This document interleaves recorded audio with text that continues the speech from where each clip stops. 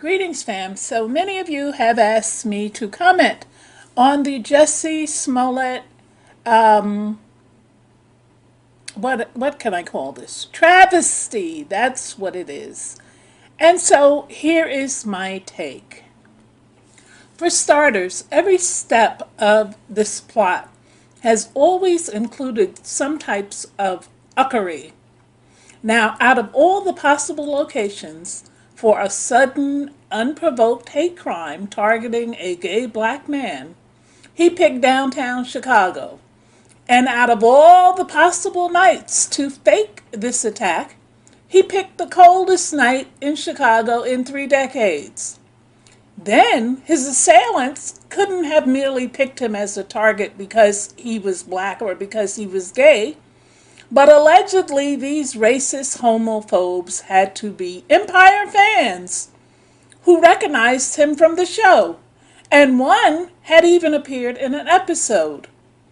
And finally, it's not even like there's a good motive to fake a hate crime, but doing so as part of a salary negotiation has to rank among the worst. Now, perhaps it fits that Smollett would get off the hook in what appears to be one of the most transparent cases of prosecutorial misconduct in recent memory. The prosecutor declared afterwards that he believed Smollett fabricated the incident. Surprise, surprise. And that people lying to the police is certainly important and deserves accountability. But all of the charges were dropped. Smollett pled guilty to nothing, his record was expunged, and no written records of the deal were filed with the court. All existing records of the crime were sealed, and judging from Smollett's public statements, he's not even willing to admit that he fabricated the attack. In fact, he tells reporters to this day, quote, "I have been truthful and consistent from day one." Now, in exchange for forfeiting his $10,000 bond, well, that's what he paid. It was 10% of the original $100,000 bond. Now, the prosecutors, they gave up everything. The prosecutors seemed to indicate that Smollett had somehow completed any community service requirements in advance. And what they're citing is his completing 18 hours volunteer work at the Rainbow Push Coalition, which included critiquing its broadcasts. Now, I had no idea that critiquing someone else's broadcast counts as volunteer work. So any of y'all who are under court order to do volunteer work, please feel free to critique my videos, because that will count as going towards your volunteer work. But the Rainbow Push Coalition also said that they had no idea that Smollett's work there was in connection to his criminal charges. Now, this is despite the police and prosecution having the check that Smollett used to pay one of the alleged attackers. Footage of the men who were involved buying ski masks and red hats, and presumably the testimony of the two brothers, Alabenjo and Ambimbola Asundaro. The fact that Smollett hired two brothers of Nigerian descent to play white supremacists is just one more part of this uckery. Now, there's this little detail that a lot of people have conveniently overlooked, and that is that Tina Shin, who was the former chief of staff to the First Lady Michelle Obama, emailed Fox, the network, saying that the actor's family had unspecified concerns about the investigation. Shin said she was acting on behalf of the Empire actor Smollett and his family. A relative later exchanged texts with Fox. So Chen who was Michelle Obama's former chief of staff, calls up the state's attorney. The state's attorney then hands off the case to her assistant, and the assistant gives Smollett the deal of the century. A guilty plea from Smollett and robust punishment would have provided closure. However, the colossal error in judgment by the Cook County prosecutors has foreclosed both opportunities. This rancor and ill will connected scenario with this sordid case will continue, and we will all be forced to breathe the toxic atmosphere. Meanwhile, prospective hate crime grifters will smile. I want to take a look even further into the unseen parties connected to this travesty. Now, let's look at the man behind the show, Empire, which is the show that Jussie starred on, was one of the stars. Lee Lewis Daniels is an openly gay American film and television writer. He's a director and a producer. The fact that he is openly gay is relevant only in that the attack on Smollett was considered a hate crime towards his sexuality. Now, Daniels is the person behind Monsters Ball and Precious. And Precious actually received 6 Academy Award nominations, including Best Director. Daniels' 2004 production, The Woodsman, starring Kevin Bacon, Kyla Cedric, and Mos Def, premiered at the Sundance Film Festival. This is also the movie that Damon Dash says he loaned Lee Daniels $2 million to make. Now remember, in 2004, Daniels wasn't rich, and he damn sure didn't have $2 million. But I'm going to let y'all hear the recording, the audio recording of Damon Dash telling Sway what went down. Me to do The Woodsman and to put the money up. And I really liked the script, and, you know, me being perceived as this urban dude and Harvey Weinstein pissing me off, I was like, I want some of that money too. I want to go walk the Palais at Cannes and do some big woolly shit like that. So, you know, Lee Daniels came to me with a good script. Kevin Bacon was attached to it, and I had some paper at the time. So I was like, he was like, and he hit me with all of that, like, you know, black people don't stick together, and, you know, that kind of thing. So I put up the money. You know, it was $2 million. So I put it up, and we got our money back, but then he wanted to invest in his movie, his first directing thing, and it was like Shadowboxer, and it had Helen Mirren in it and Cuba Gooding. But, you know, it cost like $10 million, and the script was crazy. And I was like, Lee, I believed in the other script. This is my money to put into movies for my independence. And he was like, I promise you, you'll get your dough back. And, you know, long story short, I didn't get my money back. And then, you know, we made a deal where any other project that he was on, until I get my money back, I would be on it. And then as soon as Precious hit, he just went missing on me. So, okay. So then after that, we spoke. You know, he's my man. So I was like, why you even acting like that, man? Yeah. You know what I'm saying? And he was going to put me on the Empire series. That was how he was going to squash it. He was like, I'm shooting Butler, and when it comes out after that. And then, like, one day his manager called me and was like, Damon Dash, you going to jail? And I was like, This is from Sheffield? I was like, why? Yeah, I was like, why you asking me? Bringing up Daniel's work mainly to give insight to those of you who have not followed this man as to the decadent character of this person. In 2012, Daniels directed The Butler, which was a historical fiction drama featuring an ensemble cast, including, and let me just stop for a minute. Some of you have commented on my pronunciation.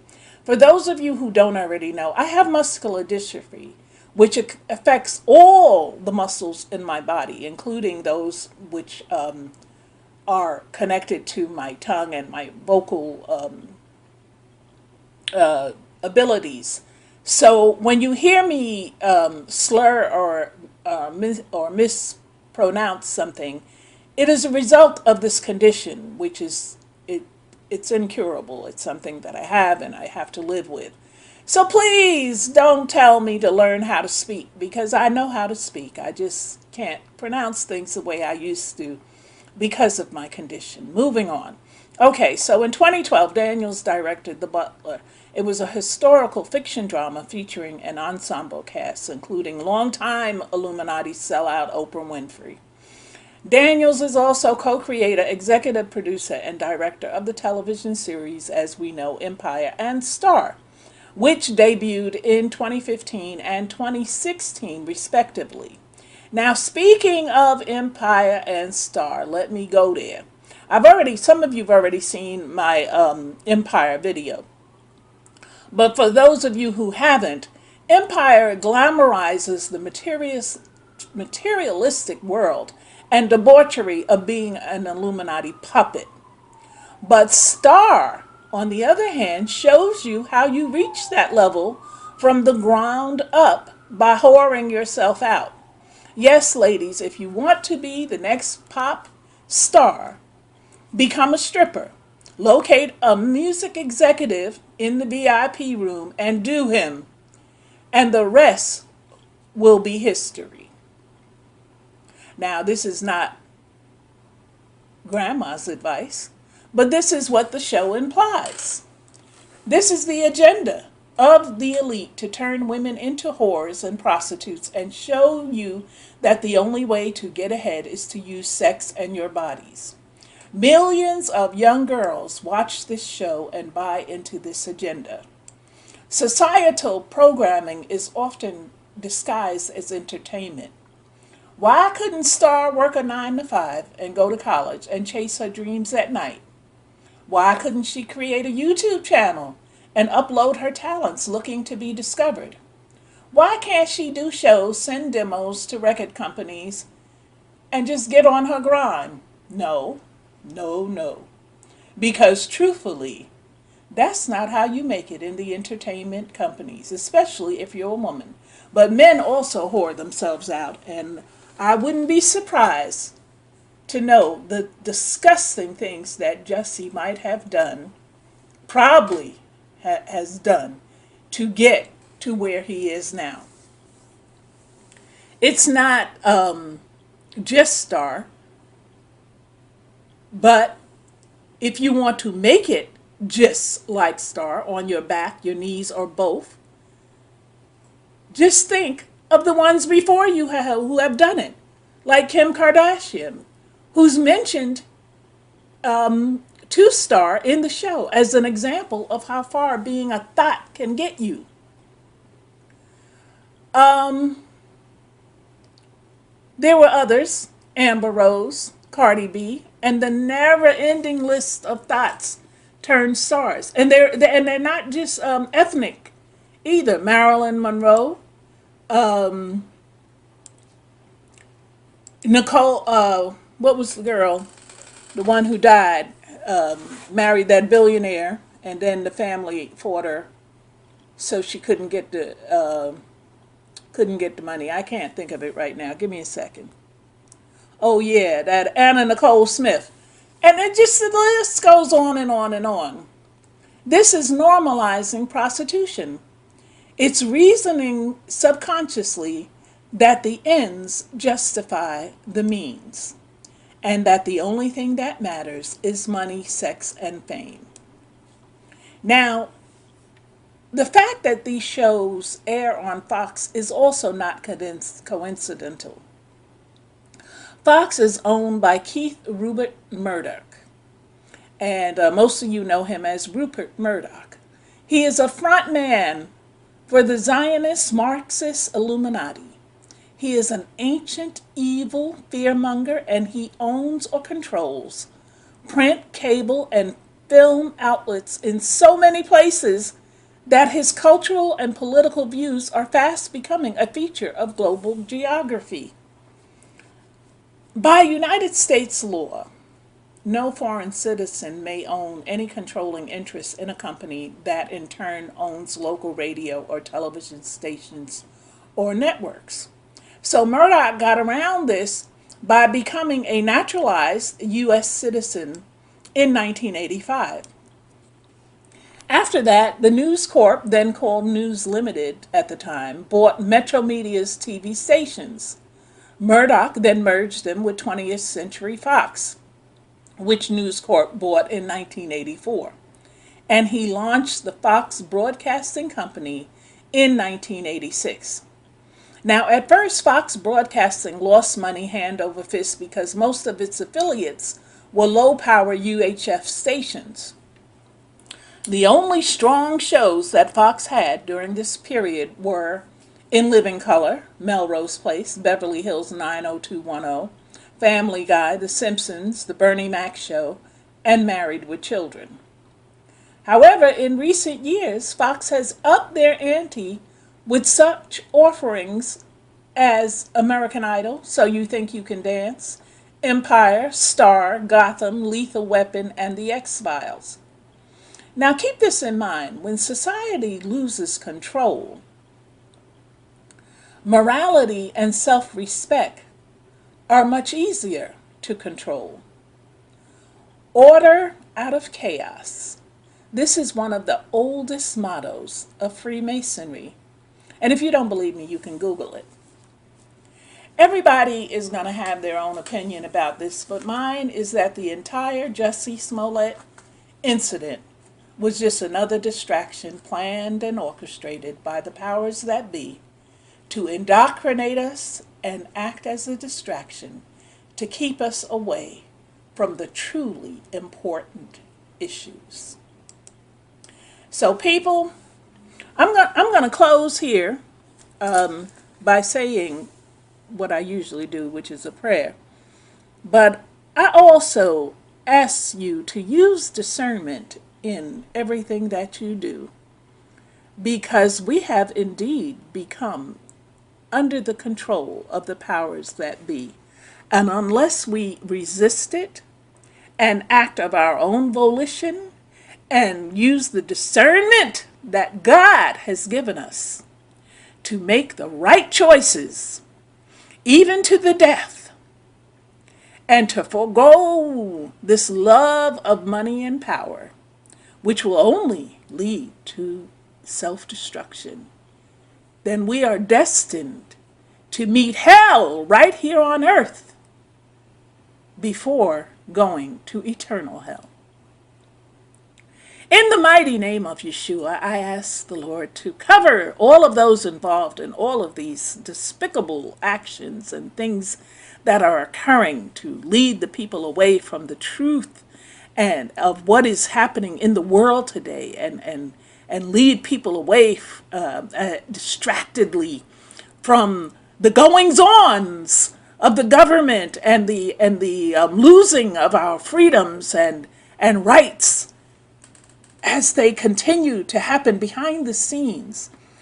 Entertainment has long been a tool used to control the people and their minds, and to set principles and ideas in place in the heads and minds of young people especially. Lord, protect the youth so that they will not fall victim to these devices of the enemy to convert them into these wicked societal standards and ideals and lack of morals, and to condition them to become these money-hungry, low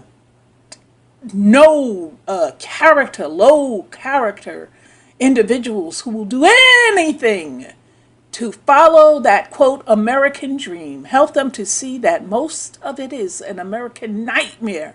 I ask you to cover the young people and keep them with the knowledge of God, and to help them to serve you, Lord, and to put you above any and all things.